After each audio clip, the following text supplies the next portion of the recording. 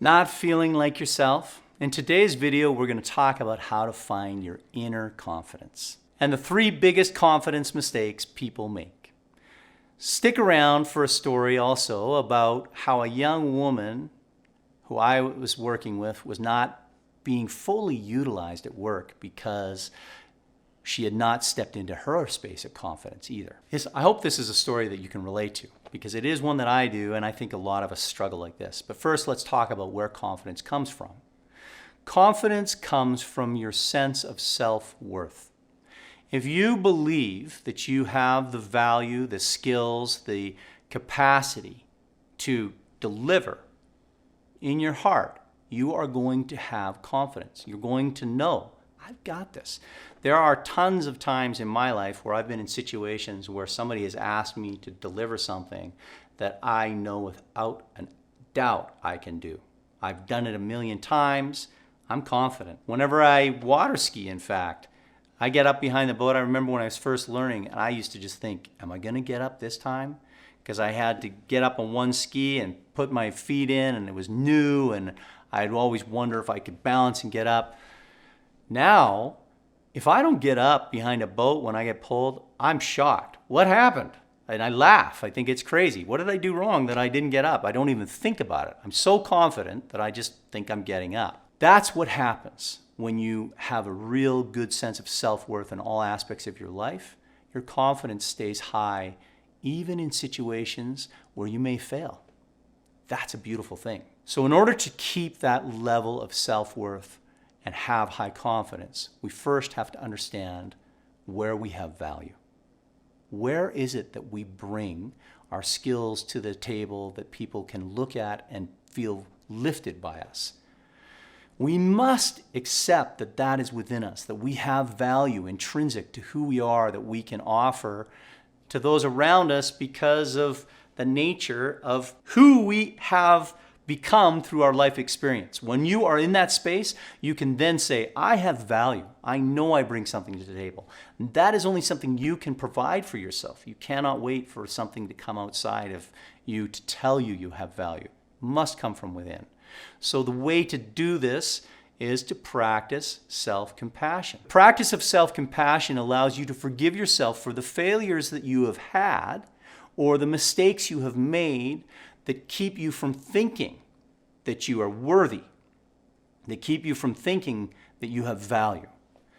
Anything that is blocking that, anything that you have done, anything that you have experienced that says to you in your heart you are not of worth, must be met with compassion and forgiveness and let go. And then that ability to feel confidence becomes apparent. Practicing self-compassion, forgiving yourself for those struggles and those spaces you're in is a powerful thing. It transformed my life.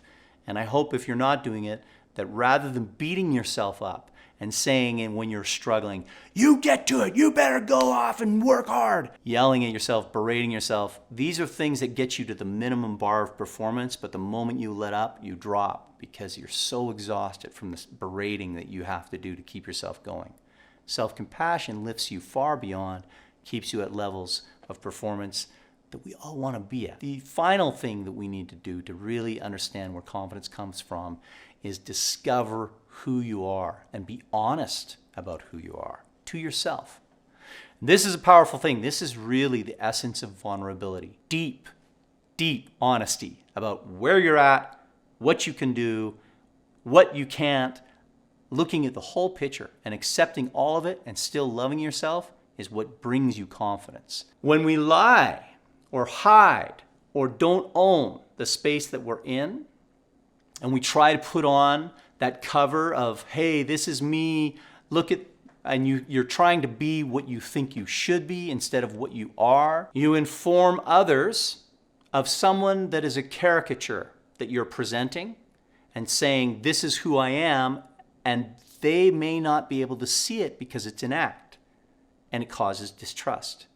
It also causes distrust for you in your own self because you're getting affirmation possibly for things you're doing that maybe don't completely jive with the nature of who you are.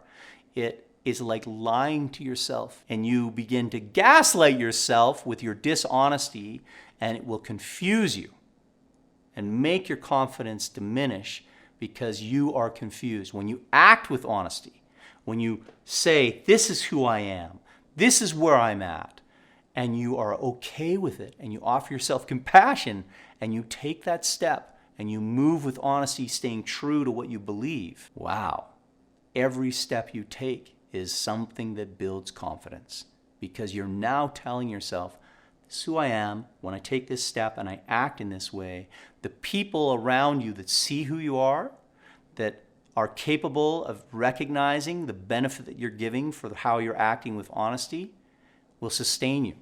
This will affirm to yourself you are acting properly by drawing that into yourself as an iteration of what you already believe. First must come from you so you can hold the affirmation of others, otherwise it means nothing. And that really takes us to the mistakes people make when trying to build confidence. When you are doing all of these things, if you lean into these three mistakes, it will diminish everything you do.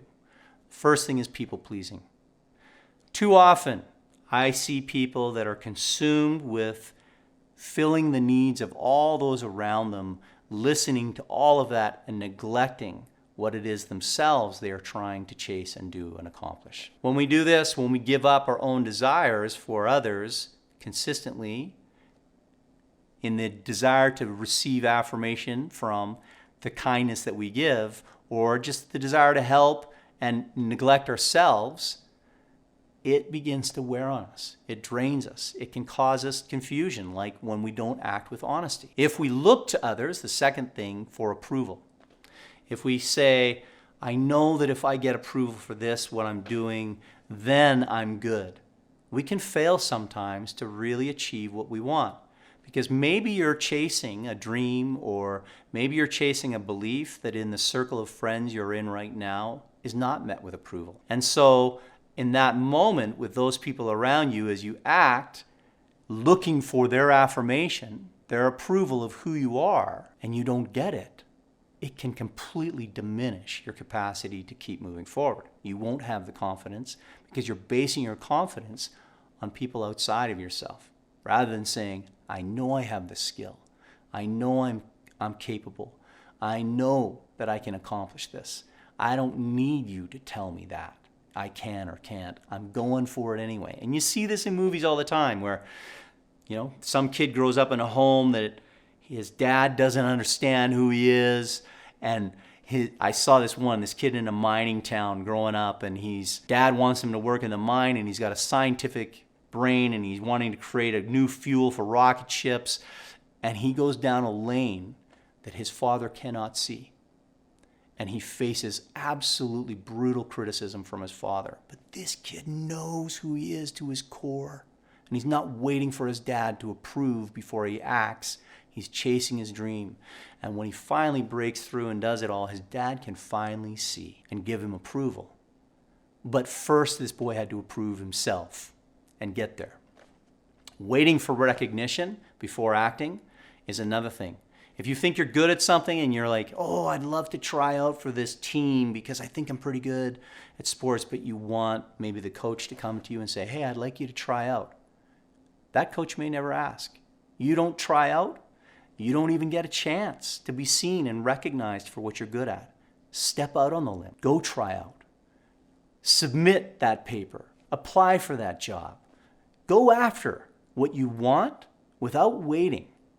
And when you do that, it changes everything. I spent much of my life waiting for others to tell me and recognize what I was good at so that I could then accept it within myself. Even though I knew in my heart, I'm good at these things, but no one's telling me. They're telling other people, but I haven't been told yet. So I didn't act. So how could they possibly know when I believe it in my heart and I can't demonstrate it to you? These are things we do. People pleasing, craving approval, waiting for outside recognition before we act. So never wait. Get started.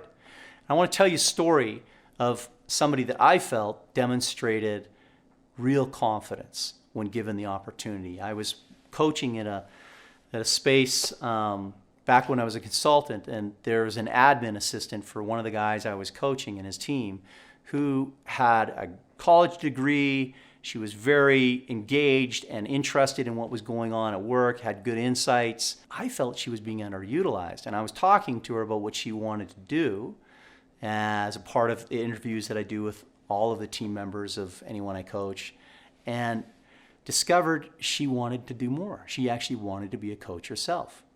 And so we set up a plan and looked at it, and I just very peripheral. I wasn't coaching her. I just kind of chatted and gave her some ideas. And the next thing I knew, I came back and she had gone through all of the things that we had laid out and acted on them and was transforming her job. She moved from an admin assistant immediately into a coaching position.